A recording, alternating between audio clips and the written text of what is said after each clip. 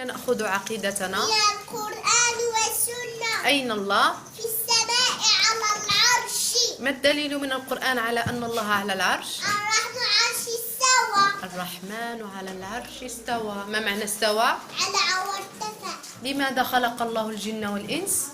لعبادته وحده لا شريك له. ما الدليل من القرآن على أن الله خلق الجن والإنس لعبادته؟ وما خلقت الجن والإنس إلا ليعبدون. ما معنى يعبدون؟ يوحدون. ما معنى لا إله إلا الله؟ لا معبود إلا الله. ما أعظم عبادة؟ التوحيد. ما هو التوحيد؟ إفراد الله بالعبادة. ما أعظم معصية؟ الشرك. ما هو الشرك؟ عبادة غير الله مع الله. كم أقسام التوحيد؟ 3.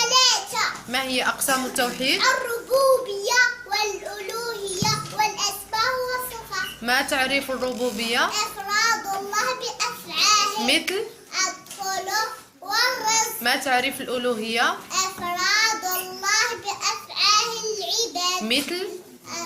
الدعاء والذبح والسجود. هل لله أسماء وصفات؟ نعم. من أين نأخذ أسماء الله وصفاته؟ من القرآن والسنة. هل تشبه صفات الله صفاتنا؟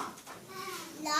ما الدليل من القرآن على أن صفات الله لا تشبه صفاتنا؟ ليس ليس كمثله شيء وهو السميع البصير. القرآن كلام من؟ الله. منزل أو مخلوق؟ منزل. وهو كلامه حقيقة حسن.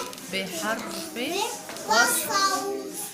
هو محمد هو محمد نوح. بن عبد الله بن عبد المطلب بن هاشم بن عبد مناف بن قصي. برافو أحسنت.